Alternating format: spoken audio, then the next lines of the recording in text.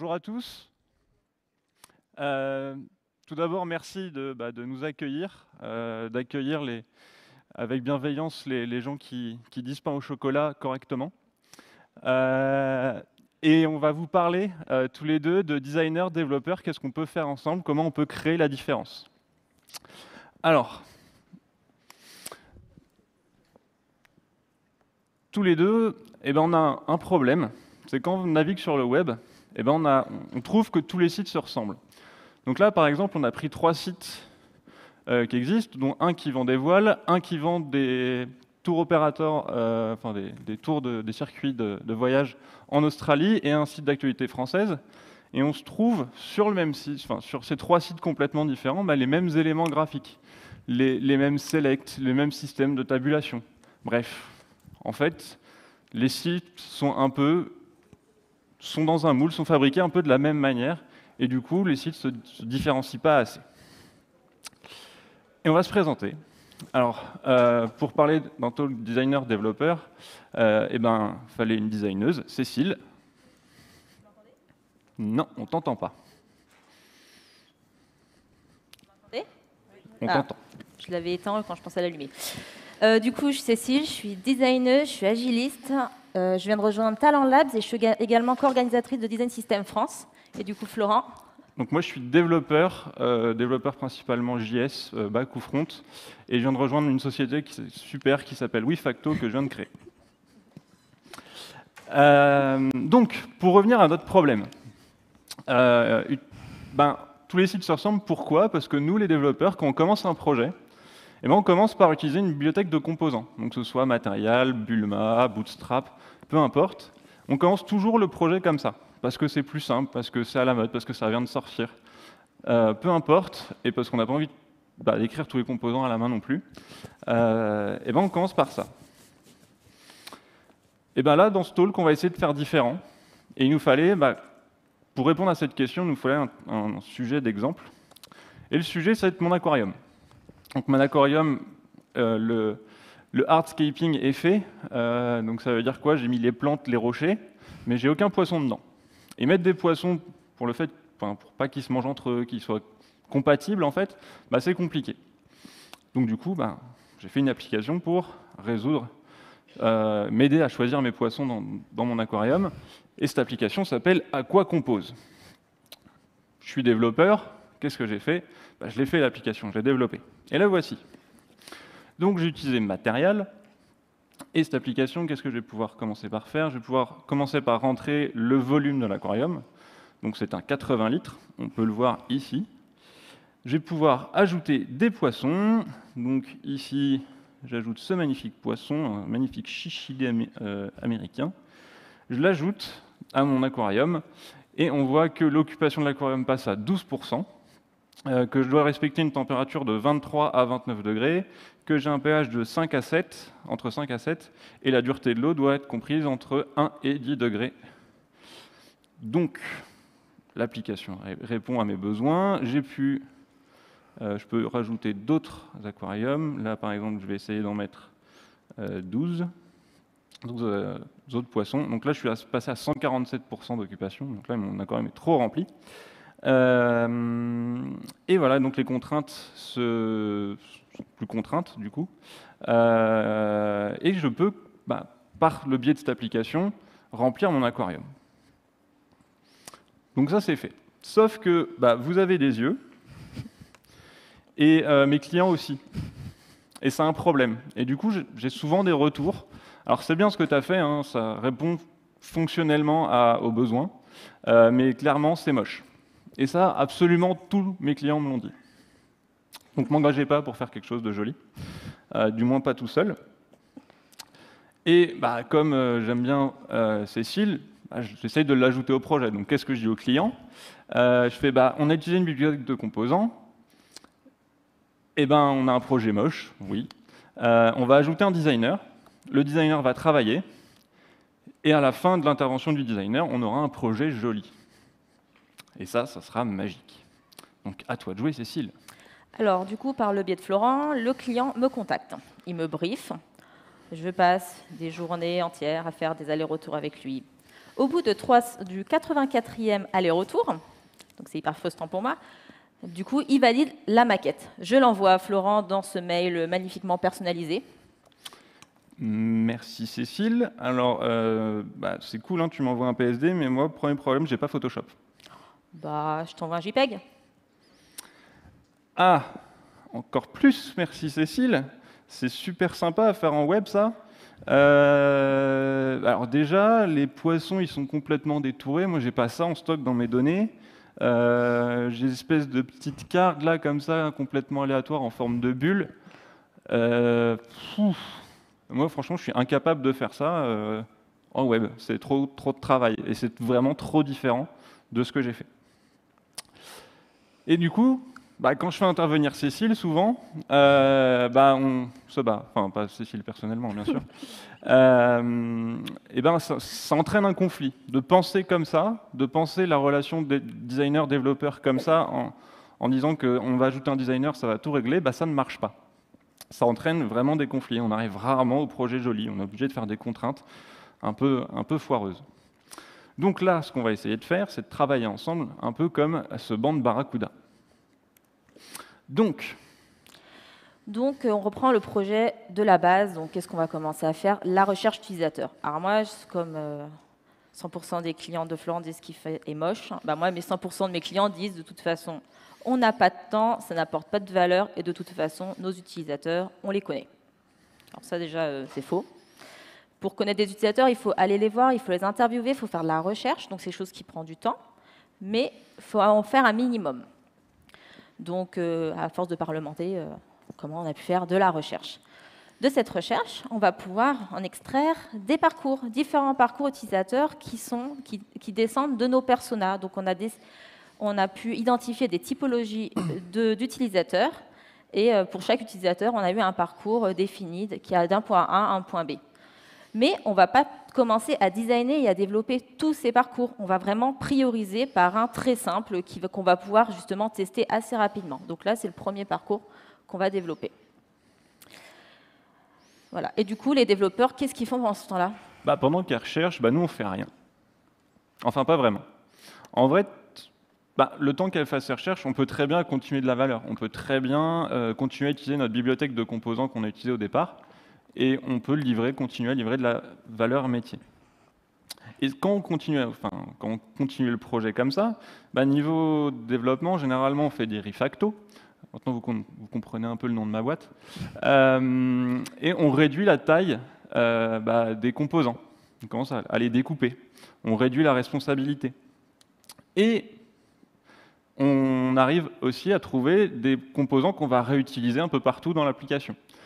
Du coup, notre projet avance et on a un joli dossier common qui commence à être créé dans l'application, où on aura nos composants réutilisables. Du coup, ce qu'on va aussi également faire, donc on a des parcours, on a des étapes, mais ces parcours, il va falloir les matérialiser sous forme d'écran, de fonctionnalités. Donc on va pouvoir co-créer ensemble des wireframes. Donc on va vraiment s'asseoir ensemble, designers, développeurs, mais également tout autre membre de l'équipe, le PO par exemple. Et on va co-construire ces wireframes, donc vraiment avoir la hiérarchisation de notre écran avec ces fonctionnalités. C'est vraiment la structure, le squelette. Et ça, même lui, il peut le faire. Même moi qui fais que des trucs moches, je peux dessiner des carrés sur une feuille, ça va, ça me pose pas de soucis. Néanmoins, ça a quand même bien structuré les pages. Et ça peut être important. Donc pour résumer, on commence notre projet. Moi, j'utilise ma bibliothèque de composants, c'est cool. Cécile, pendant ce temps-là, elle fait des recherches utilisateurs. Elle en extrait un parcours utilisateur. Et on fait ensemble des wireframes. Maintenant que j'ai les wireframes, qu'est-ce que je peux faire? Je peux faire une version 2 de l'application et implémenter les wireframes qu'a fait Cécile. Donc l'application change un peu de tête, mais j'utilise toujours Material 8. Donc Material, pardon. Donc, premier écran de l'application, je vais pouvoir choisir mon litrage. Donc c'est un peu plus user-friendly. Donc on est invité à rentrer la capacité de l'aquarium. Je clique sur J'enregistre. Mon aquarium est vide. Je suis incité à ajouter un poisson. Donc je vais pouvoir rajouter 4 Cap Lopez, qui ont l'air magnifiques. Je vais pouvoir en ajouter, en supprimer. J'ai toujours les contraintes que j'avais tout à l'heure, mais présentées différemment, en fait, avec le taux d'occupation en premier. Je peux ajouter encore d'autres poissons. Et voilà. Donc l'application fonctionne toujours de la même manière. Néanmoins, c'est le parcours utilisateur qui est un peu différent, et c'est un peu mieux rangé. Donc voilà, on a travaillé ensemble. Alors, on a commencé ça. Jusqu'à présent, j'ai fait de la recherche et on utilisait grosso modo du papier. Donc, pour ça. Maintenant, on va mettre en place, on va sélectionner nos outils de création et de partage. Alors, en tant que designeuse, la première chose que je fais, c'est que je ne prends pas Photoshop. Donc, voilà, oubliez Photoshop.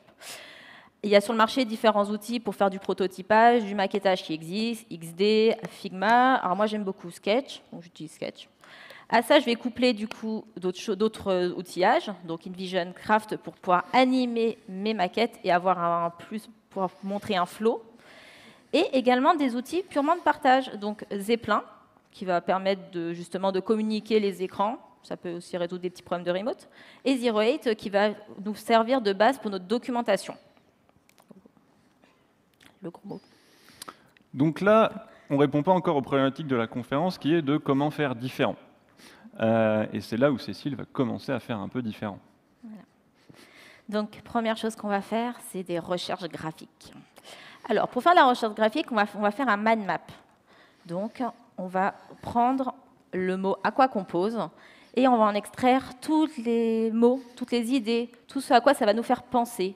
Donc, on va parler de poissons, on va parler aquarium, on va parler sélection. Et tout ça, ça va nous permettre d'arriver à des choix sémantiques. Parce que pour donner une identité, pour véhiculer des choses, c'est par le sens. Voilà. Donc vraiment des choix sémantiques. Et ces différentes choses qu'on va pouvoir en extraire, ça va nous permettre de faire des recherches graphiques, donc de faire un mood board, une planche tendance, et de rechercher des photos, des illustrations, des couleurs, etc. Donc voilà le mood board pour Aquacompose. Donc vous avez des poissons, des couleurs, beaucoup de bleu et de la texture. Alors, il y a plein d'autres techniques aussi pour rechercher, mais et du coup, de ça, on a ressorti des notions et qui va nous permettre de présenter et un peu d'asseoir l'identité qu'on va vouloir donner. Donc, j'ai ressorti des notions.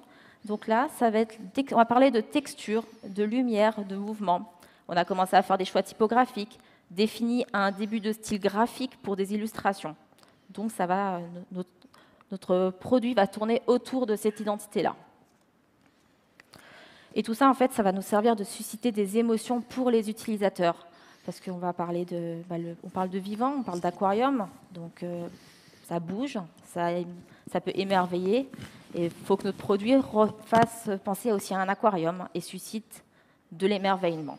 Après, c'est ça, Estelle parlait d'amour tout à l'heure dans le design. Là, c'est un peu pareil. Ouais. Le but d'une application d'aquarium, c'est pas de susciter l'amour, mais c'est surtout susciter l'amour des poissons et de nous immerger vraiment dans le domaine de l'aquarium, ce qui n'est pas du tout le cas avec Material, qui est plutôt neutre et qui suscite des émotions purement Google. Et d'utiliser Material UI un peu partout, ça accroît la domination et la domination de Google sur le web, par exemple. Alors, je vais prendre mes recherches graphiques, nos wireframes, tout mixé, pour effectuer un premier parcours. Alors, à la fois en mobile, mais comme le web, ça bouge, c'est responsive, mais également du coup sur desktop. Donc mes écrans pour voir comment ça se comporte dans les différentes versions. Voilà. Et maintenant, une fois que Cécile a fait ses recherches graphiques, on va pouvoir co-construire, designer, développeur, c'est là vraiment le point de rencontre avec les wireframes, on va co-construire le design system de notre projet. Alors, c'est quoi un design system? Alors, design system, c'est une bibliothèque de composants documentés, grosso modo. Alors, surtout un design system, on va penser à parler page par page. Alors, en tant que designer, souvent, c'est compliqué parce que, moi, typiquement, je viens du monde de l'édition. Donc, moi, j'ai grandi avec des pages. Je faisais des livres. Donc, penser composants et plus page par page, ce n'est pas très naturel. Mais ça va nous permettre de penser comme des développeurs, de penser comme ce qui va être implémenté. Oui, parce que toutes nos librairies JavaScript en ce moment, c'est orienté composants, les web components arrivent aussi. Voilà. Donc, vraiment, on ne fait que des composants, nous, et pas forcément les designers. Voilà. Alors, Ce qu'on va également faire, on va créer un langage commun, designer-développeur. On va devoir parler de la même chose pour se comprendre et pour que notre projet devienne périn. On connaît ça dans le monde du développement avec l'Ubiquitous Language et le DDD. Ouais, dès que deux personnes doivent travailler ensemble, va falloir commencer à trouver un langage commun pour qu'on se comprenne plus facilement. Et ça, c'est vrai dans tous les métiers et particulièrement quand on va créer un design system. On a besoin de nommer les composants, par exemple, de la même manière. Alors attention, quand on part sur la création de quelque chose, sur n'importe quel projet, il nous faut un minimum de cadre, une méthode, donc un framework. Donc moi j'utilise l'Atomic Design, j'aime beaucoup. Alors c'est le petit monsieur, c'est mon héros, Brad Frost, qui l'a théorisé il y a quelques années. Donc il part en fait de la métaphore atomique, donc de l'élément le plus petit à l'élément le plus, donc l'atome, à l'élément le plus grand, l'organisme. Il parle également de templates et de pages, je vous expliquerai un petit peu plus tard. Et voilà. Donc je pars vraiment de ce cadre-là. Donc, alors je disais, le premier élément, c'est l'atome. Alors, qu'on disait tout à l'heure, on va parler le même langage. Je prends l'exemple de la couleur. Le choix de nos couleurs, mon bleu, je ne vais pas l'appeler bleu Miami 2, mais Primary Light. Voilà. Et donc, vraiment qu'on a le même nommage pour s'il y a un changement, que ce n'est pas d'impact dans le code, juste à changer un hexadécimal, c'est beaucoup moins complexe, c'est beaucoup moins lourd que de devoir changer le nommage sur les 400 composants qui sont utilisés. Ce qu'on va également parler des styles typographiques. Donc, même chose, ma convention de nommage, par un titre, je vais l'appeler H1 dans mon fichier Sketch, comme il va s'appeler H1 dans le fichier de CSS. Donc, c'est vraiment le même nom. Vraiment, on partage le même langage. Voilà. On va parler aussi d'iconographie, donc par exemple des icônes. Et là, du coup, petit aparté technique, il faut arrêter avec les fonts icônes qui sont gros, c'est pas forcément adapté au web. Maintenant, le SVG, ça marche bien, et ça marche bien partout, donc utilisez les SVG Sprite, s'il vous plaît. Ça s'anime. Du coup, je parlais d'animation. Alors, on en parle d'un aquarium, on parle de vivant, de poissons, et du coup, on va mettre des animations dans notre produit.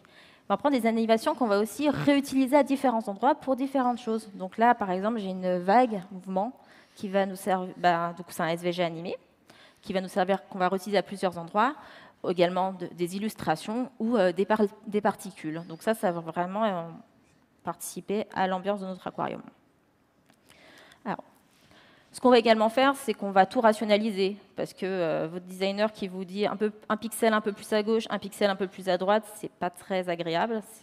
Voilà. Et donc on va décider de choisir une grille. Alors moi, j'utilise une grille de 8 points. Donc, j'utilise tous les multiples de 8. Alors ça, c'est bien pour la conception déjà, parce qu'on se pose moins de questions. Les choses sont calées. Ça va nous permettre aussi de produire moins de maquettes, plus de wireframe et de gagner en efficacité. Pour le développement, pareil, un REM égale 16 pixels. Je lui dis même le truc à 2 REM, on sait de quoi on parle. Et pour les utilisateurs, parce que quand on travaille sur une grille, tous nos éléments seront positionnés au même endroit. Donc, l'utilisateur, il va pouvoir se repérer dans le produit. Donc ça crée une cohérence globale. Après du coup, on a parlé des atomes, on a parlé d'éléments un peu plus grands, la molécule. Alors, la molécule, c'est un composant fonctionnel simple. Donc simple veut dire il a une action. Un bouton, il fait un truc, c'est cliquer dessus. Voilà. Donc c'est notre composant simple, fonctionnel simple, composé de plusieurs atomes. Alors ce composant, on va le penser du coup en tant que lui-même, mais on va le penser également d'un point de vue comportement. Donc, comment il va fonctionner au hover, au focus, mais également disable. Et ça, on peut le faire ensemble. Exactement. C'est là où on peut travailler ensemble. Typiquement, pour ce bouton, pour penser l'animation de ce composant, je me suis complètement mis à côté de Cécile et on l'a développé ensemble. Faire du pair programming ou du pair design ou du pair programming, on peut très bien le faire avec une designeuse. C'est plus court. La boucle de feedback, c'est bien, c'est mal, il y a un pixel ou pas, c'est beaucoup plus court, donc on est beaucoup plus rapide et efficace en travaillant comme ça. Et en plus, ça permet de faire des jolies animations, c'est toujours cool. Et là, on va aussi penser guideline, donc je vais spécifier comment mon composant se comporte en termes de padding, de margin, toutes ces petites choses qui sont des petites questions du quotidien. Après, on a également les organismes. Alors, donc, un organisme, c'est un composant fonctionnel complexe. Donc, c'est plusieurs atomes et molécules ensemble. Donc là, on a l'organisme on a un bouton, donc on peut cliquer, mais on a également des icônes cliquables, donc on peut faire plusieurs choses. Et on va pouvoir penser à la structure HTML, parce qu'un assemblage on va pouvoir avoir des pages types, en fait, et du coup penser à la structure et à la sémantique HTML directement. Voilà.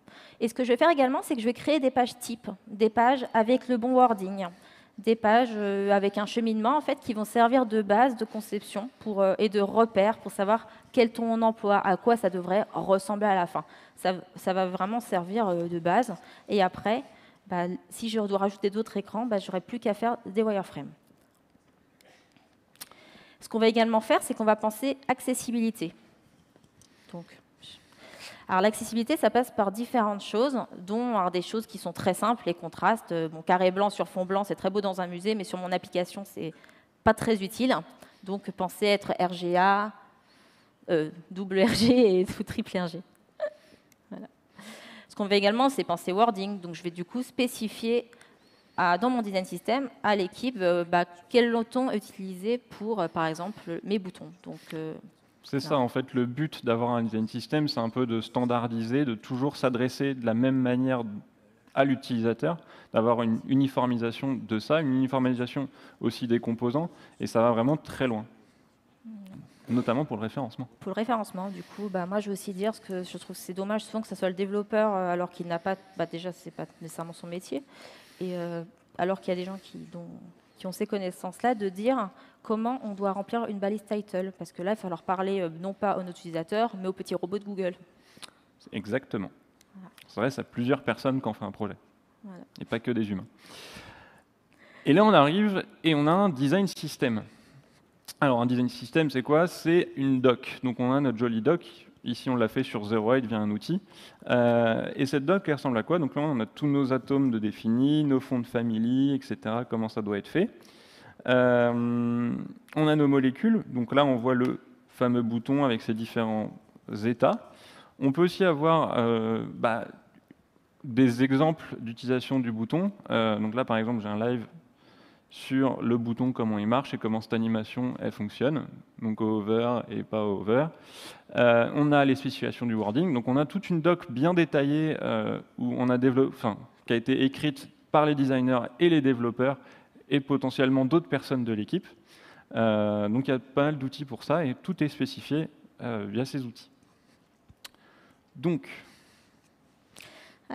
Donc, on a un design system. En fait, un design system, c'est pas que de la documentation, c'est pas que des guidelines, c'est surtout un produit à part entière. Par exemple, il y a des équipes dans certaines entreprises où qui sont purement dédiées au design system, avec un Scrum Master, des designers, des développeurs et un PO. Donc, un produit, ça a un nom. Donc, nous, on l'a appelé Squama. Et ce qu'on va également faire, on va faire de l'inception de la documentation. Je vais documenter ma documentation. Alors, j'aime beaucoup la documentation. Donc, ça veut dire que je vais devoir expliquer comment on se sert de notre design system. Parce que moi, je sais, parce que c'est moi, ensemble, on l'a conçu, mais les autres personnes du projet ne sont pas nécessairement au courant. Quels outils on a utilisés, c'est pas forcément évident. Par exemple, là, je vous ai présenté un design system qui est sur 08. Mon client actuel n'aime pas du tout 08. Ils utiliseront peut-être un autre outil. Donc, documenter les outils qu'on utilise pour la documentation, faut le faire. Voilà. C'est beaucoup de documentation, en fait. Ouais. Et en fait, notre design system, il faut le mettre à jour au fur et à mesure. C'est pas un produit, c'est pas quelque chose qu'on dit c'est bon, j'ai fait mon design system, c'est terminé. Au contraire, ça va évoluer avec le produit, parce qu'on le commence dès le début. Donc, tant que notre produit vit, le design system vit avec lui. Et ça ne fonctionne que s'il y a un garant, ou plutôt des garants, un développeur, un minima et un designer, parce qu'on a bien vu que c'est quelque chose qu'on construit. Il faut aussi un document de référence, et surtout, il faut accepter que ça évolue, qu'on puisse ajouter, mais également supprimer des éléments parce qu'ils deviennent obsolètes et parce que de toute façon, on itère. Voilà. Et tout ça, ça fonctionne que si toute l'équipe est embarquée. Donc quand je parle de toute l'équipe, c'est pas que l'équipe de réalisation, c'est pas que l'équipe de développement, c'est pas que notre petite équipe, mais ça va être également le management, les stakeholders et pourquoi pas même, on peut embarquer nos utilisateurs. J'ai l'exemple d'un client où il y avait un designer qui avait développé son design system et qui l'avait implémenté également. Donc il était tout seul à l'avoir fait, son design system. Et du coup, ça a marché pendant 2 ans, il est parti, et du coup, maintenant, on est obligé de refaire un design system de zéro parce qu'on n'est pas capable de reprendre son travail.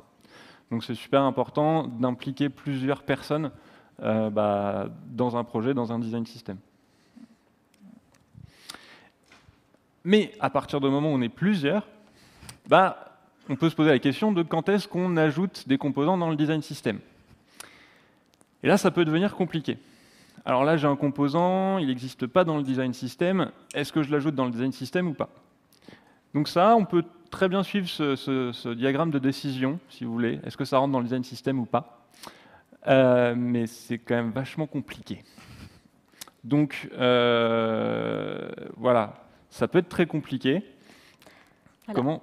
L'idée, c'est de rationaliser un peu ça, parce que moi, le diagramme d'avant, personnellement, je ne lis pas. Hein. Celui-ci, du coup, l'idée, c'est de rationaliser, donc, mais ce n'est pas une personne qui choisit, c'est vraiment l'équipe. On se décide quelles règles.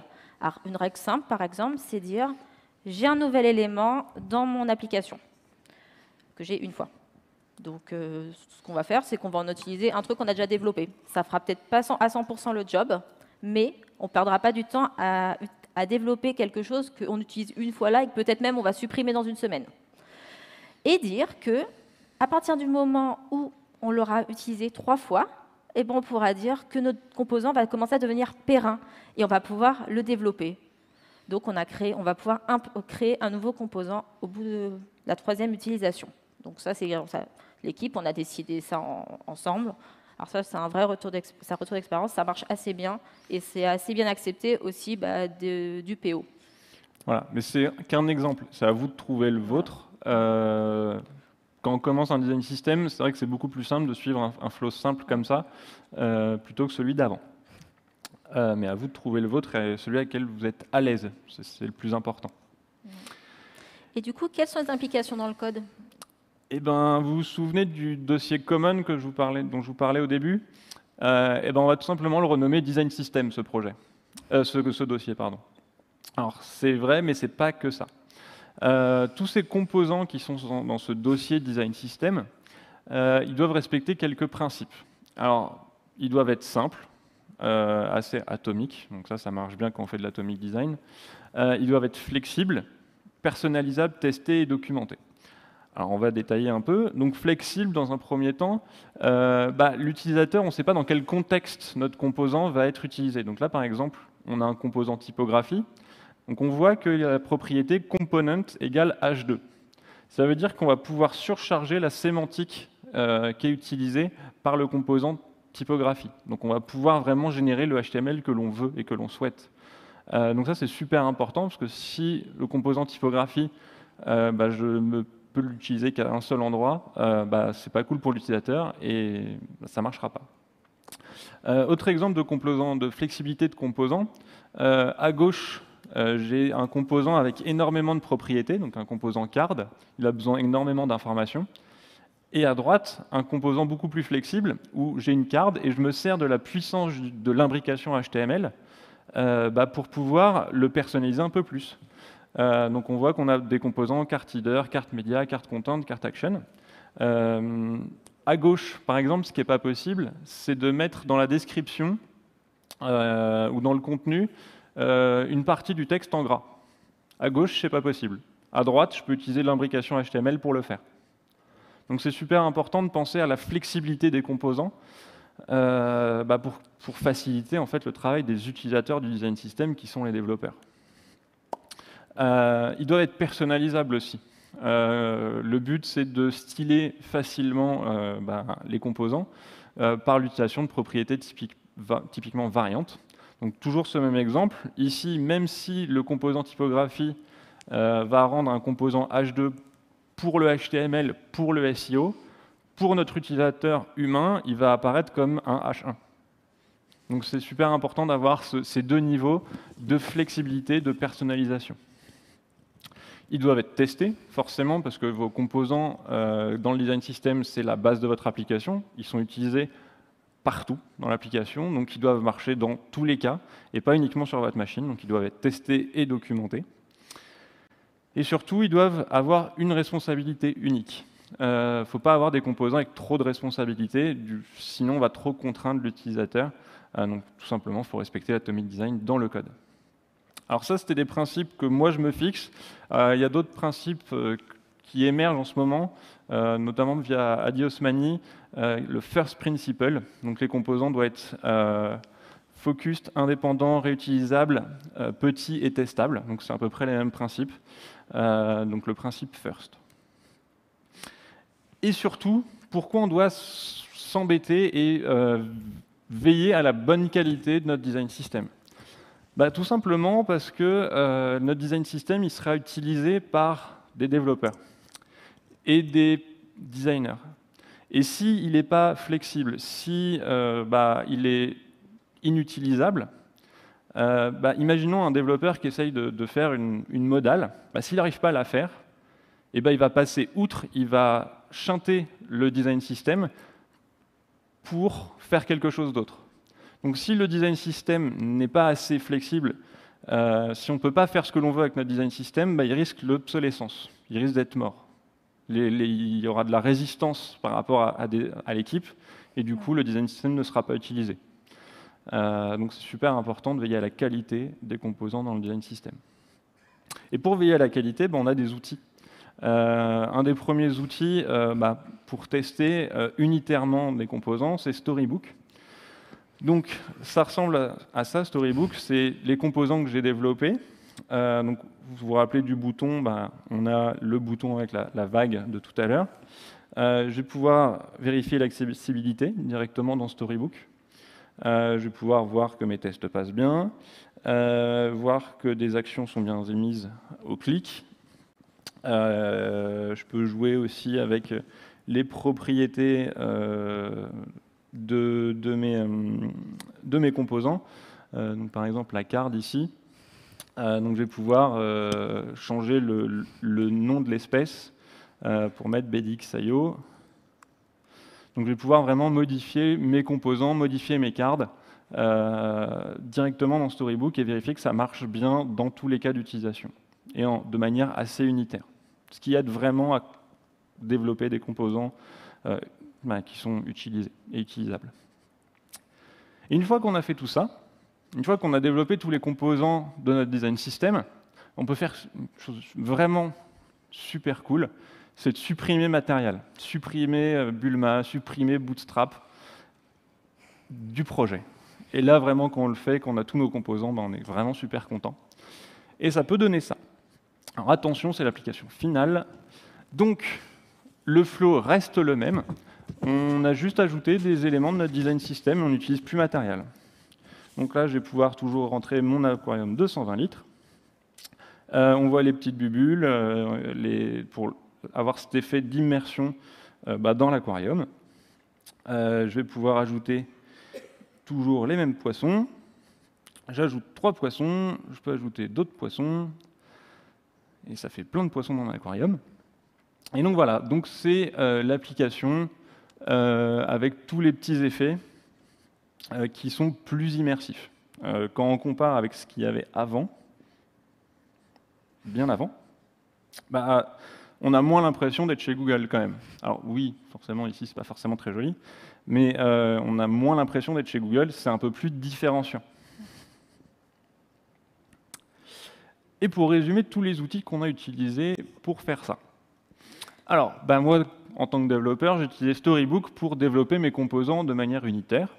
Du coup, moi, en tant que designer, j'utilisais Sketch pour développer mes propres composants. Et ensemble, on a pu avoir une documentation centrale dans Zeroid, puis des petits outils de collaboration. Comme Zeppelin Vision. Donc, pour résumer, j'ai commencé avec ma bibliothèque de composants. J'ai fait mes recherches utilisateurs, parcours et wireframe. On a fait des wireframes que j'ai implémentés. Donc, on a une version 2 du site. Et on a co-construit nos design systems. Exactement. Ce qui, à la fin, nous permet d'avoir un projet beau. Alors, beau, c'est subjectif, mais surtout fonctionnel et immersif et différenciant.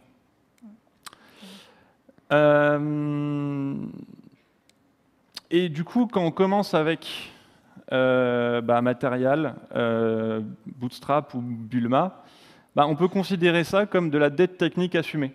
On commence avec un design un peu pas le nôtre, quoi, pour avancer plus vite, pour livrer de la valeur plus rapidement. Et ça, faut bien prendre en compte que c'est pas grave. Mais quand est-ce qu'on peut mettre en place un design system, Cécile? Alors en fait, on le met sur tous nos projets. Même si on utilise une bibliothèque de composants déjà existante, exemple Material, et c'est à peu près 4 milliards de composants, il va falloir qu'on spécifie lesquels on utilise, dans quel contexte et surtout comment. Donc c'est vraiment dans chacun de vos projets, vous faites un design system. C'est ça, parce que Material, quand on l'utilise, on a 20 000 manières de l'utiliser. Spécifier de comment on l'utilise, ça a quand même déjà un premier intérêt. Et on peut aller aussi plus loin. On peut faire du design system à l'échelle. On peut du coup faire scaler nos design systems donc, pour d'autres applications, d'autres produits, mais également ce qui est lié au marketing, à la communication, des supports imprimés libres à vous, suivant votre imagination et surtout vos besoins. Et là, je dis attention. Attention, pourquoi? Parce que là, quand on parle de design system à l'échelle, de design system groupe, ça veut dire que le design system n'appartient plus à un projet uniquement. Et souvent, certaines entreprises ont tendance à commencer par ça. On fait notre design system d'entreprise. Et tout le monde va l'utiliser, c'est génial. Sauf que ça devient très compliqué, c'est très complexe de commencer par ça. Vous vous souvenez de mon petit schéma de tout à l'heure, de la prise de décision de comment faire rentrer un composant dans le design system. Et en fait, ça ressemble rapidement à ce genre de choses. Et en fait, spécifiquement, ce diagramme est fait pour ça, pour des design systems à l'échelle. Donc ça devient beaucoup plus complexe. Donc, ne jamais commencer par un design system groupe. Il y a à peu près 99% de chances de se planter et d'avoir de la résistance de la part des équipes projet sur le fait non, on ne veut pas utiliser votre design system, il est pourri, parce qu'il ne répond pas forcément à notre besoin. Donc, aussi, quand on fait un design system, surtout un design system groupe, on va penser cross-technologie, parce que le design system, c'est un design avant tout. Et on prend l'exemple toujours de Material. Material, c'est juste du design, c'est un design system, et il y a des implémentations dans chacun des langages. Il y a une implémentation en CSS Vanilla, il y a une implémentation en React, en AngularJS et en Vue. Donc il y a vraiment des implémentations, il y en a plusieurs des implémentations. Donc, essayez de penser cross-technologie quand vous faites un design system et pas uniquement sur votre implémentation du design system. Donc, pour aller plus loin, on peut rajouter, après notre projet, après la co-construction du design system projet, une fois qu'il est assez stable, on peut commencer à penser à l'extraire de notre projet et le propager à l'ensemble du groupe, à l'ensemble de notre société. Et pourquoi on peut se poser la question de quelle utilité, pourquoi se différencier? Alors déjà, on va le faire pour nos utilisateurs, pour qu'ils sachent où ils sont, qu'ils ne sont pas sur le site de la concurrence. Ça va permettre eux, ils vont pouvoir aussi s'immerger. Leur expérience va devenir aussi potentiellement être plus agréable, par avoir moins de friction. Pour la diversité, parce que si tout le web se ressemble, c'est un petit peu triste. On va éviter de faire des lotissements de sites internet. Et pour marquer son indépendance vis-à-vis de la concurrence. Et des GAFA. Voilà. Et finalement, l'argument, c'est du coup pour le business. Alors c'est un peu l'argument facile, mais c'est ce qui peut permettre de vendre un design system différenciant. Alors si c'était un site de e-commerce pour poissons, j'aurais plus envie d'acheter des poissons sur le site avec des bubules plutôt qu'un back-office fait avec Material, typiquement. Hop. Et on peut se poser la question de quand est-ce qu'on peut faire un design system différenciant. Oui, parce qu'en fait, ça a un coût, mine de rien, de créer nos composants et de ne pas utiliser ceux de Google qui sont déjà faits. Pour les interfaces vitrines, dès qu'on touche au B2C, dès qu'on touche des utilisateurs grand public, ça vaut vraiment le coup de se différencier, parce que c'est bon pour le business. Donc vraiment, dans quasiment tous les cas, ça le mérite. Sauf dans quelques cas, quand on n'a pas le budget, parce que c'est un petit budget, Cécile, elle coûte cher, enfin pas que, hein. Ou quand on fait un POC, ça sert à rien de développer, de faire un POC avec un design system et de créer le design system pour un POC. Donc voilà, donc se différencier, c'est quand même bien pour le web, donc essayez de le faire. Et si vous pouvez vraiment pas le faire, eh ben faites pas comme moi. Je m'explique. Par défaut, j'ai utilisé Material partout. À une époque, j'utilisais Bootstrap partout. Bref, en fait, des design systems, il en existe quand même pas mal. Des bibliothèques de composants, il en existe pas mal. Et ils ne sont pas adaptés à tous les usages. Typiquement, Material, ça a été fait et pensé pour mobile. Ça a été pensé pas du tout pour des back-office, en fait. Il y a beaucoup d'animations, il y a beaucoup de retours sur ce que l'utilisateur fait, mais peut-être un peu trop. Ça a tendance à les distraire. Donc quand on a besoin de productivité, toutes ces animations ont tendance à enlever l'attention, à distraire l'utilisateur, et ce n'est pas adapté. Bulma, c'est plus adapté dans les cas, par exemple, de back-office. Donc choisissez les bons design systems avant de commencer un projet. Faites pas comme moi. Merci à vous. Merci à Jérémy Patonnier, Christophe Aninki, Nicolas Bardou et Hubert Giroux qui nous ont aidés à préparer cette présentation. Merci.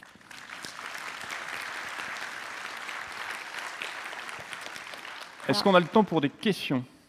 Oui. Est-ce qu'il y a des gens qui ont des questions? Questions au milieu de la salle. Ah.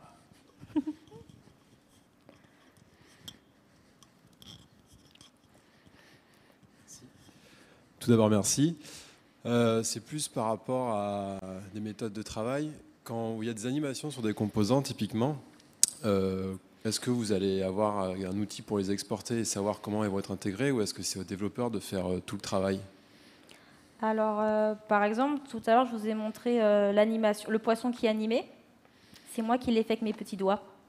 Donc, un designer on peut apprendre à développer. Il y a des outils qui le font. Il y a des gens qui sont comme moi, qui aiment bien les faire dans l'éditeur de code. Après, ça dépend de nos appétences, de nos compétences. C'est vraiment au cas par cas. Ça dépend des personnes, en fait. Si on est assez rapide à faire des animations, avoir le retour directement du designer, c'est quand même assez cool. Parce que imaginer les animations, par exemple la vague, j'ai eu du mal à l'imaginer. Ne serait-ce que l'imaginer, quand même, le design oral, j'ai eu du mal à l'imaginer. Dans ce type de cas-là, ça pourrait être pour utiliser des outils qui le fait, des outils designer pour me montrer, et après je l'implémente. Après, ça dépend vraiment des cas.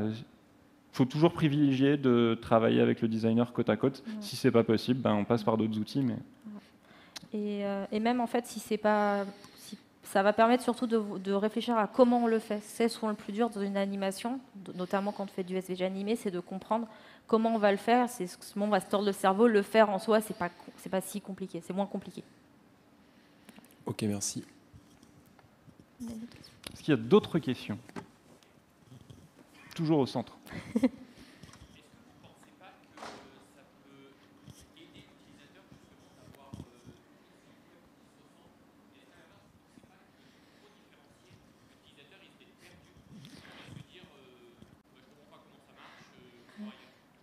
Alors la question, je ne sais pas s'il y a besoin pour la captation, la question c'est est-ce qu'il y a besoin, est-ce que c'est pas négatif et néfaste pour les utilisateurs d'avoir des sites web qui sont trop différenciants et ça risquerait de le perdre? Alors, être différent ne veut pas dire prendre toutes les règles d'ergonomie et les mettre à la poubelle. Donc il y a des grands principes. Donc, on reste sur du web. Voilà. Il y a plein de choses qui sont écrites là-dessus. Donc par exemple, ce dont nous parlait Estelle, il y a la loi de la Gestalt, il y a les heuristiques et compagnie. Il y a plein de principes que tu peux garder même si ta UI est différente. L'idée, c'est ça. Ça, justement, penser accessibilité au niveau des composants. En général, il n'y a pas vraiment de grosses surprises en termes d'accessibilité et les utilisateurs ne seront pas perdus. Est-ce qu'il y a Il n'y a plus de temps pour les questions, donc n'hésitez pas à venir nous voir après si vous avez d'autres questions. Merci à vous. Et si vous avez un aquarium.